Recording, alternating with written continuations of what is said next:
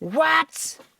Wap, wap, wap, wap, waps. G'day, mate. How you going? Hey, man. I often sit in my car and make noises. It's not just like a on the internet thing.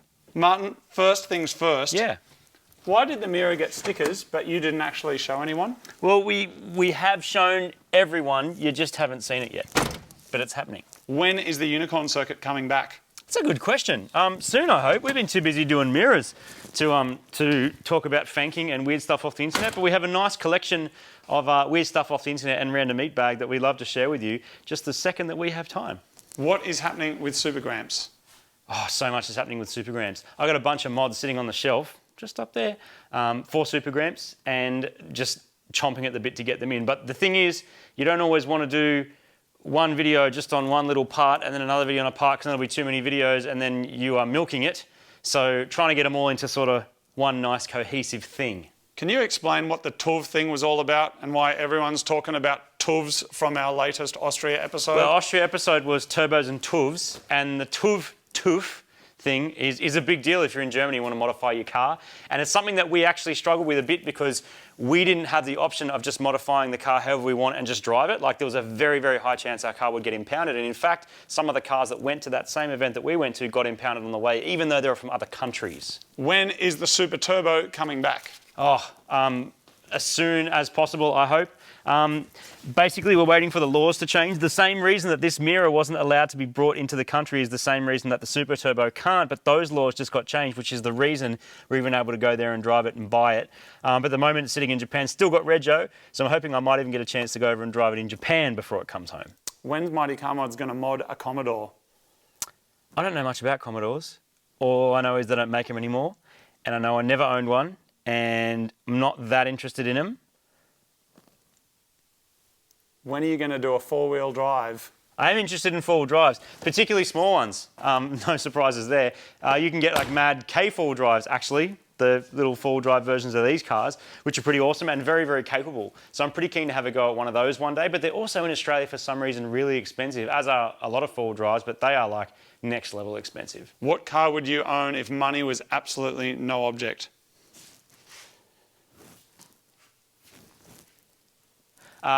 No, that's a good question. No, I have no idea. What kind of exercise do you and Moog do? We both like to run, and I like to ride pushies, like that one. Got a mountain bike, also got a road bike, but I don't wear Lycra stuff because I just find that real weird. I know all you Lycra bikers out there think it's the best, and you go faster and you wax your legs and all that, can't get into it. But I really like two-wheeled things, motorbikes, push bikes. Like I said, we like to run, and that's about it. Martin, somebody probably knows out there that you and I open a restaurant called Wishbone. Why does Wishbone cost more for a piece of chicken than KFC? I've been asked this question a lot, actually, because it's really, really well done. Like, it's not just, oh, let's get some chicken and chuck it in the thing and put our spices on it. It's like a multi-stage process to get the chicken made. It's all invented by a chef, all cooked on the day by a chef, with all the extra size and all the extra good stuff that comes on it. So it's a different level, different class. Why don't you make more videos? Because there's only so many hours in the day. And as much as I would love to just constantly work on cars non-stop, although I wouldn't, because you wouldn't get any sun and you would probably get no sleep. And there's some people that do it, and more power to them, that they can do nothing but cars. But I like to balance it with the rest of life, like friends, family, actually just enjoying the cars without having the cameras rolling, riding motorbikes, riding push bikes, going for runs. And just general life stuff that gets in the way. Some people on YouTube are able to just smash it 24/7. I'm not one of those people. Which car do you daily? I actually walk as much as possible. If I can walk or ride a pushy, I'll do that. Good opportunity to get some exercise. But otherwise, I'll just basically rotate, particularly between this and Supergrams. I love driving both of them for different reasons. But sometimes I like just getting in the Ranger as well, the Lone Ranger that we've got, and just throw some stuff in the back, go to the tip, do whatever we've got to do. Do we still edit our own videos? Yes. Who filmed turbos and temples and TUVs? A good friend of ours called Blake. He's an absolute boss at what he does.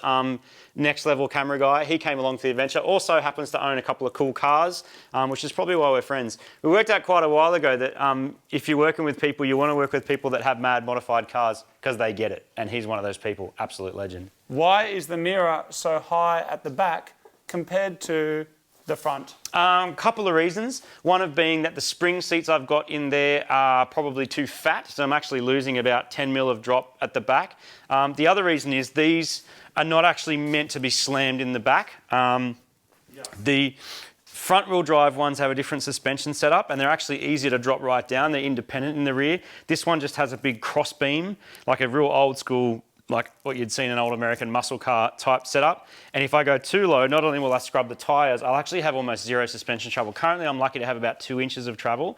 Once you put 2 people in this car, it drops right down. So I will definitely, it will go lower, but it's never going to be slammed low because I love just driving this thing and being able to drive it hard. And I've noticed even when some friends have jumped in and I've said, take it for a drive, you don't have to say, oh, be careful not to scrub or go really slow over that thing. You can just drive it like a normal car, which I think is really important to the enjoyment of it, because unless you're the kind of person that loves having a really like scrubbed out car that scrapes and everything, that's great. But I didn't want to spend 2 weeks in a panel shop to then just wreck my paint job. How do you decide which cars to work on? Whichever kind of car excites us. It'll be me or my friend Moog, who will just go, I got a good idea, let's do this, and we just do it. Why do you use so many different kinds of tools? I don't have a single branded toolbox because I've collected tools over the years. Some I've really, really enjoyed using for whatever reason. And you know what, maybe it's smarter just go and buy one brand, but the collection I've got in there has been sort of accumulated over a long time. So I guess it's like sentimental reasons. How did you learn how to fix cars? Necessity. Because didn't have much money, had a job earning not much money, and could only afford a cheap, crappy car, which of course broke all the time, and couldn't afford to take it to a mechanic, so I had to learn myself. What do you watch on YouTube? It's a good question. Not a great deal of car stuff because, again, trying to mix it up and get some variety with what's going input into your brain. I like to watch some of the sort of adventure stuff, like people doing cool rope swing things or people sort of trying new experiences, stuff to do with travel. And yeah, a bit of car stuff too, like Finnegan and Freiberg. I love seeing what those guys are up to. Why haven't you bought a crashed supercar and vlogged about it? Because I'm not into it. What's the most interesting country that you've visited? Oh, Cuba. I would say Cuba, but I wouldn't say it's the... not the best place I've been because it's got some real weird stuff going on, but definitely the most interesting.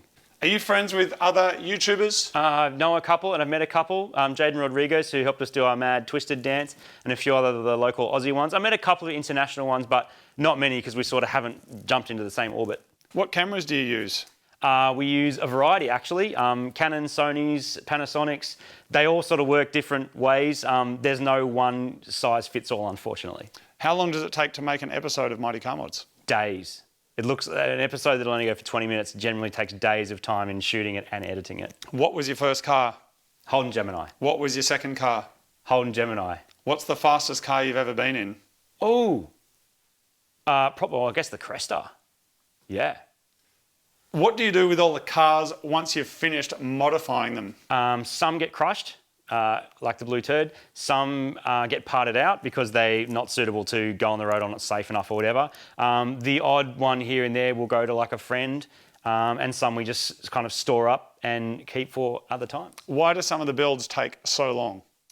Because modifying cars takes ages, especially some things you think will take a little bit of time can turn into days very quickly. Why don't you buy more professional grade equipment for the garage? Because I'm not professional grade, partly. Some of the tools have slowly been improving over time, but I don't necessarily always think it's a good idea to go and buy the most expensive thing if you can't really appreciate how to use it. Obviously buy the best you can afford, but I'm not going to go and buy a $10,000 welder when I'm a $1,000 welder skill level. Why don't you install a hoist in the shed? The concrete slab's not suitable, and also once you put a hoist here, there's no room to do anything else. Like I couldn't park this car the way it is now if there was a hoist this way. Did you ever want to be a real mechanic? Yeah, I considered it, but quickly realised I probably didn't actually have the skill and or patience for it. What car have you modded that was the most fun to drive? Oh, MX-5 actually. MX-5. Everything everyone says about MX-5s just being amazingly fun to drive is true, but that's only true if they're turbo, and ours was, and it was incredible. Why don't you start a vlog channel so there's extra vlogging about your life in between episodes? Because I don't really love watching vlogging. And I also think it just takes up a lot of time, and I don't think it's all that genuine a lot of the time because it's like, it's just giving you an insight into your life, but it's not really, it's kind of concocted. I also love the production value generally when I think all that technology exists, and storytelling is a bit of an art and a craft. And vlogging is one way of telling a story, but it's not my favourite way of telling a story. What other stuff do you do for fun? I really like digging holes with my excavator. That's one of my favourite things to do. And this is my excavator. It's a KX41 3V. The radiator blew out of it once. That was pretty crazy. Check this out. And so there's some other repair that I'm doing on it at the moment. I'm putting a new half hitch on it, which is this thing that the bucket's attached to. It's really greasy, full-on work. So much respect to anyone who does that for a job. But yeah, one of the things I like to do for fun is use this thing. I just like also doing other stuff with my hands that isn't necessarily cars. So it might be building something, might be woodwork, which I'm not particularly good at, but I quite enjoy. Building stuff, helping mates build stuff, whatever. Who's the faster runner out of you and me? Ooh, I think I'm faster, but only for probably about 50 metres, and then he'd smash me. What country would you live in if you couldn't live in Australia? Maybe Canada, maybe the UK, maybe Japan. There's so many good places in the world to go and live. What are your favourite bands? Friends Will Rom is one of my favourite bands from when I was a kid. And I also like the Punch Brothers, which couldn't be any more different to Friends Will Rom. And I also like a couple of local Aussie artists as well. What music gigs do you still play? Occasionally I play bass guitar for some friends. I don't do gigs. I used to do heaps of gigs, like hundreds every single year.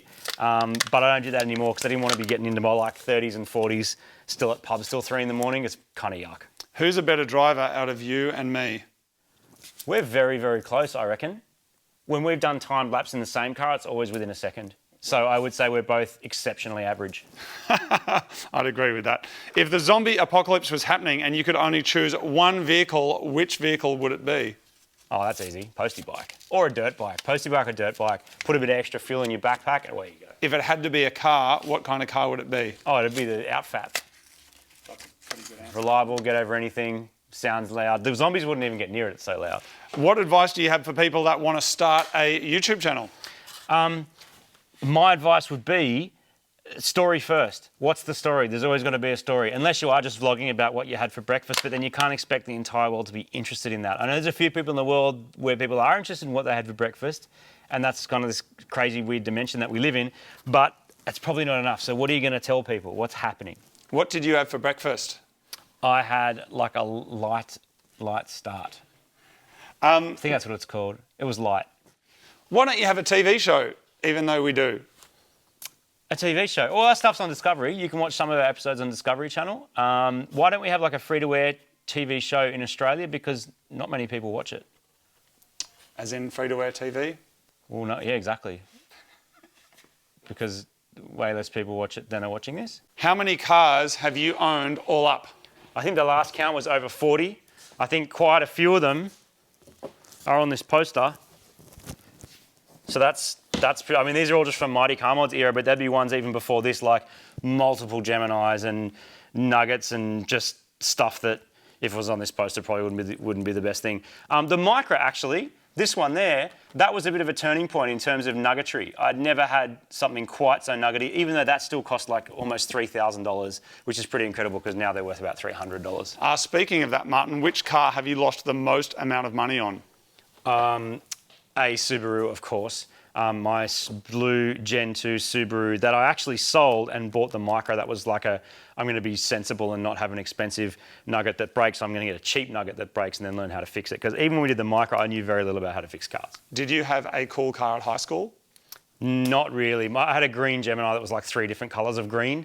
So no, it wasn't considered cool. But having a car was cool. What was your first job and how did you fund your cars?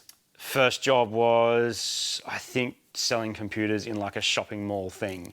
It was, standing there and, hello, sir, would you like to look at this computer? And that was when it was Apple Macs, and that's when they were not cool. And now everyone's got one. Is it true that you used to save up money for your mods and practice your driving skills by delivering pizza? Yes, my second job was delivering pizza. Actually, the job I had at the same time, because I had like 4 casual jobs as well as being at uni, was delivering pizzas. Learned a lot about how to efficiently deliver 4 pizzas, and only the 4th person on that list got a cold pizza. Everyone else was happy. What's the most memorable Mighty Car Mods event that you've done? Memorable for me is Perth. I don't know why. I think it's because we went so far. We put Super Gramps on a train and it took like 6 weeks to get there. And then we got to Perth. It's just 6 hours flying away. It's like the equivalent distance of LA to New York. And there were Supergrams with a flat battery. Do reading the YouTube comments, does that affect what you do with your cars or your projects? You can sometimes learn some interesting stuff from YouTube comments. There's actually quite a lot of knowledgeable people out there. There's also quite a lot of people out there that know absolutely nothing but want to say things anyway. So yeah, I like to read them and get a general vibe. Often we do make mistakes and people correct us and we learn something and life goes on. Martin, last question. Why don't you call me Moog, you just call me mate when I call you Marty? Because although Moog's been your nickname forever, I've never called you that. But also, but it's like you call me Martin and you don't call me Marty, and when you do, it's really weird. That's it's the true, same Martin. thing. Yeah, see? So if you said, hey, Marty, I'd be like, huh? Yes. So that's the only reason. I don't know. Awkward. Somewhat Would you like awkward. to ask yourself a final question, Martin? Final question is, do you love what you do? And the answer is absolutely. This is awesome.